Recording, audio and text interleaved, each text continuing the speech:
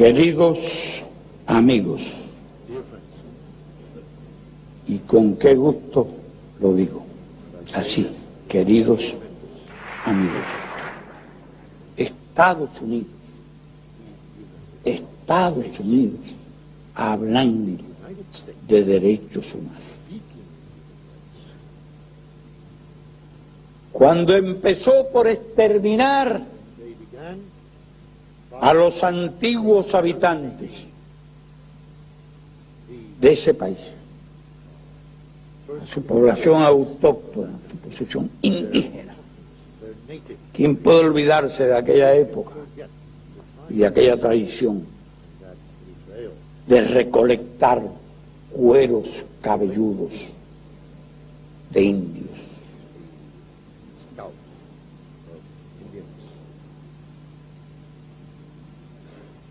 Mataban más indios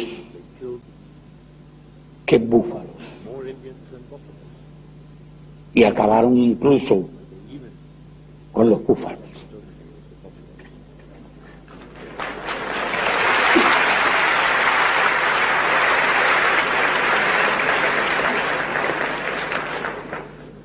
Expandieron el Estado a costa de los territorios de otros y se extendieron arrebatando tierras.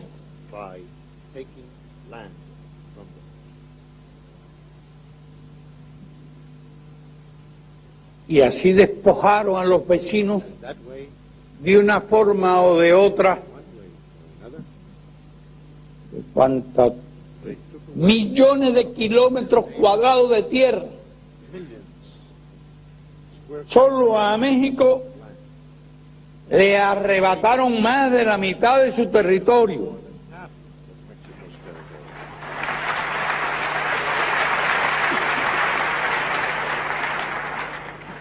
A Puerto Rico lo tienen todavía ocupado.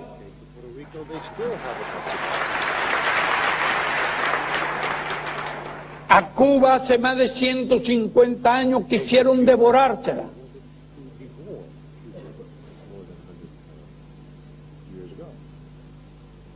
En países de América Latina intervinieron decenas de veces.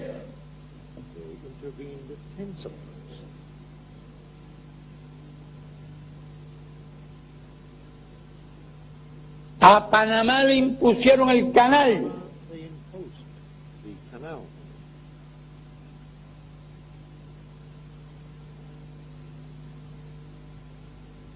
Eso por no hablar más que de nuestro hemisferio. No me estoy refiriendo a la guerra de Vietnam, y en Laos, en Camboya y en otros muchos lugares.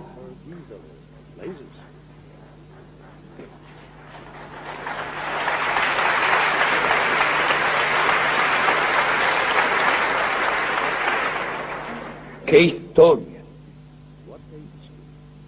Y qué paradójico que ahora apruebe la proposición de ley 187. Y eso no fue hace 100 años, ni fue hace 100 días, hace unas cuantas semanas, para prohibir que le presten atención a la salud y a la educación de los niños indocumentados y a los familiares y a los indocumentados.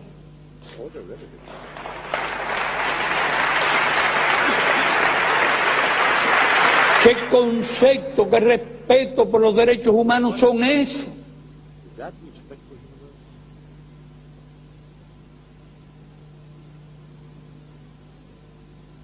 ¿Qué conceptos, qué ideas acerca del ser humano?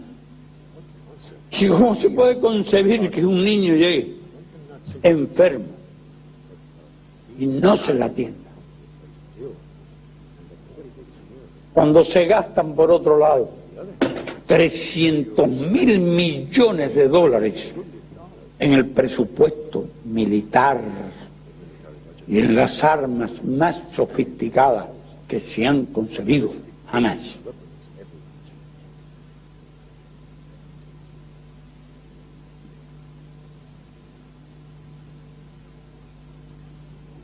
Y no hay que remontarse a los pasados tiempos, en los tiempos modernos desde que la revolución existe, cuál ha sido la historia de la política exterior de Estados Unidos. Ese campeón de las libertades, ese campeón de los derechos humanos. La alianza estrecha con los regímenes más represivos y más sangrientos que han existido en el mundo.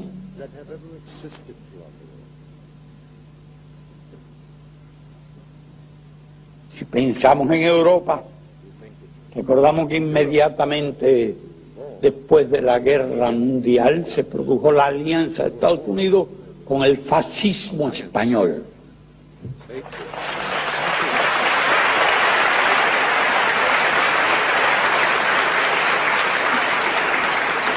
Que fue instaurado con las armas de Hitler y de Mussolini. Y que costó millones de vidas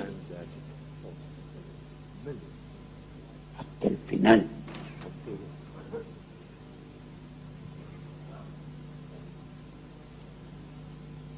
No podemos pasar por alto su alianza con el régimen de Vietnam del Sur y su guerra genocida contra el pueblo vietnamita en el sur y en el norte.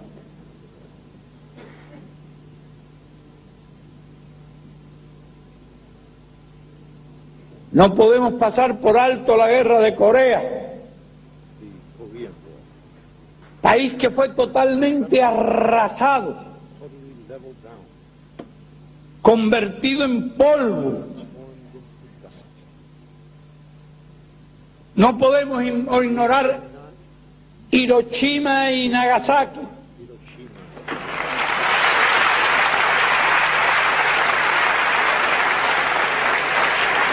Con el empleo innecesario de armas nucleares. Empleo absolutamente innecesario y que en todo caso podrían haber sido utilizadas contra alguna instalación militar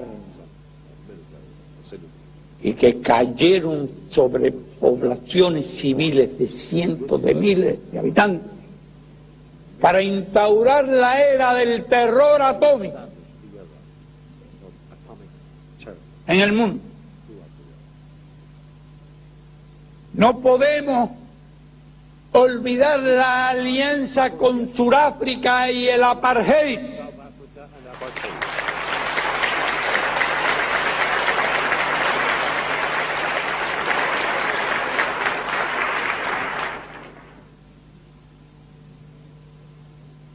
No podemos olvidar incluso que el apartheid fabricó armas nucleares. Y cuando nosotros luchábamos en el sur de Angola contra el ejército del apartheid junto a los angolanos, ya Sudáfrica tenía armas nucleares, varias armas nucleares, y los Estados Unidos sabían que Sudáfrica tenía armas nucleares y que esas armas nucleares podían ser empleadas contra los soldados cubanos y angolanos. Pero era Sudáfrica, era el racismo y el fascismo. Ellos que han armado gran escándalo y hasta han amenazado con la guerra por la supuesta idea de que los norcoreanos querían desarrollar armas nucleares, toleraron, permitieron, consintieron y por vías indirectas facilitaron la construcción de armas nucleares por parte de Sudáfrica. Pero si nos acercamos a nuestro continente y en época reciente, ¿quién puede olvidar la guerra sucia de Nicaragua? Organizada a través de mercenarios armados, que costó la vida de decenas de miles de nicaragüenses y la mutilación de miles y miles de nicaragüenses. ¿Quién no puede olvidar? El campeón de la libertad, el campeón de los derechos humanos. ¿Quién puede olvidar la guerra sucia del Salvador? El apoyo del gobierno de Estados Unidos a un gobierno genocida,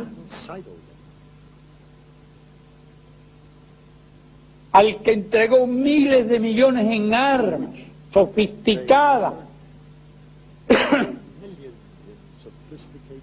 para aplastar la rebelión del pueblo. Guerra que costó más de 50.000 muertos. ¿Y por qué tuvo lugar la guerra de las Malvinas? Bien sencillo, porque Estados Unidos utilizaba el batallón 401,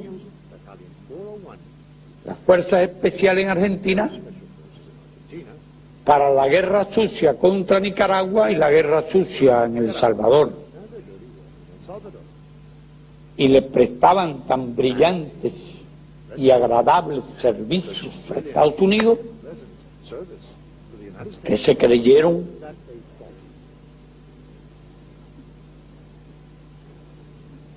en la ocasión de ocupar las Malvinas. Esto no tiene nada que ver con el derecho de Argentina a las Malvinas, que hemos defendido siempre, toda la vida. Pero los militares argentinos creyeron que habían llegado la hora de cobrarle los servicios que les prestaban en Centroamérica a Estados Unidos, para que lo apoyaran en aquella aventura militar. Fue una aventura, en definitiva, porque no es forma de hacer la guerra. Las guerras se hacen o no se hacen, y se hacen, y si se hacen hay que llevarlas hasta las últimas consecuencias, si son guerras justas.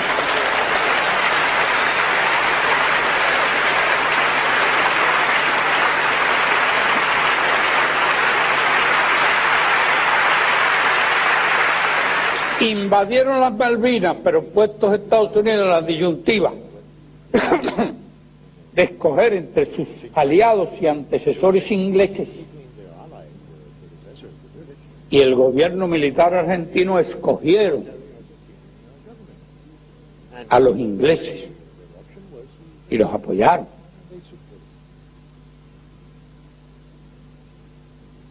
¿Quién puede olvidar lo que ha ocurrido en Guatemala desde la época del gobierno de Arbenz en los años 50?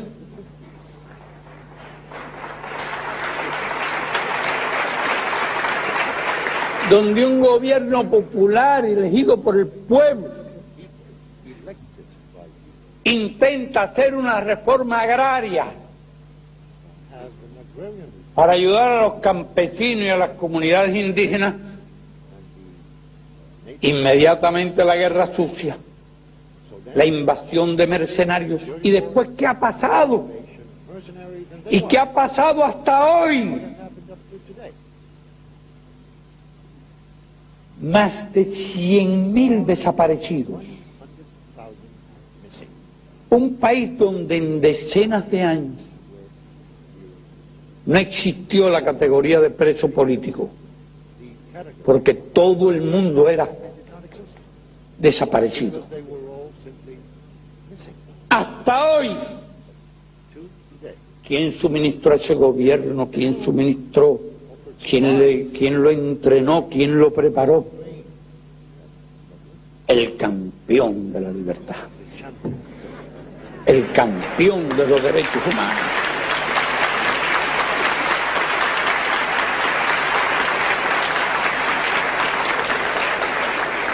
¿Y qué pasó en Chile con el gobierno popular de Salvador Allende?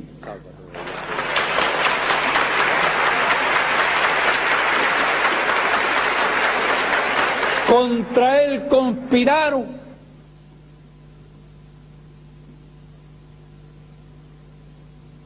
su economía fue de diversas formas bloqueada. Se fueron creando las condiciones para el golpe.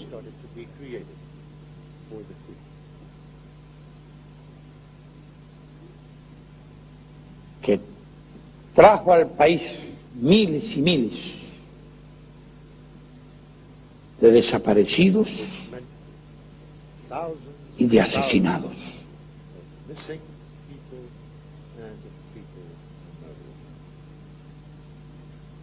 ¿Y qué pasó en Argentina con aquel gobierno militar que mencionábamos?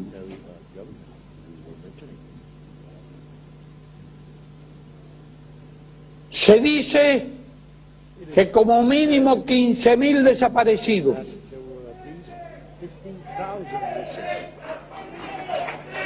Se dice que cuando mínimo, he dicho cuando mínimo,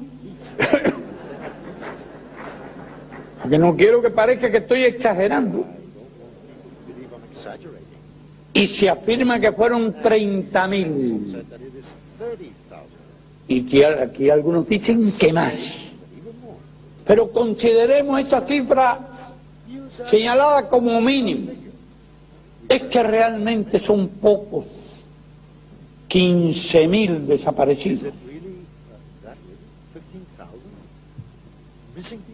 ¿Y quién armaba a ese gobierno? ¿Quién lo apoyaba? ¿Quién le daba socorro político?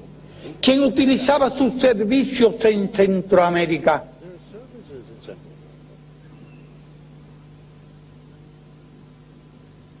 Los campeones de la libertad, los campeones de los derechos humanos.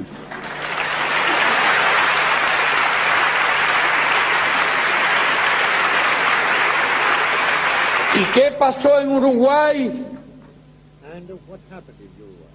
¿Y qué pasó en Brasil? ¿Y quiénes apoyaron a los golpistas? A los que torturaban, asesinaban y desaparecían gente. ¿Quién intervino en Santo Domingo cuando la rebelión de Camaño?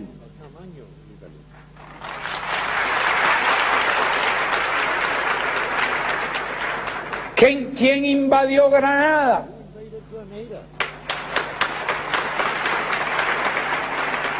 ¿Quién invadió Panamá? Los campeones de la libertad y de los derechos humanos. ¿Cuál de esos países fue hostigado? ¿Cuál de esos gobiernos fue hostigado? ¿Cuál de esos gobiernos fue bloqueado? Todos los que he mencionado. ¿A quiénes de ellos les negaron los créditos y el comercio? ¿A quién de ellos dependieron de venderle armas y suministros de guerra? ¿A quiénes no entrenaron en la llamada acciones antisubversivas? ¿A quienes no entrenaron en el arte del crimen, la desaparición y las torturas?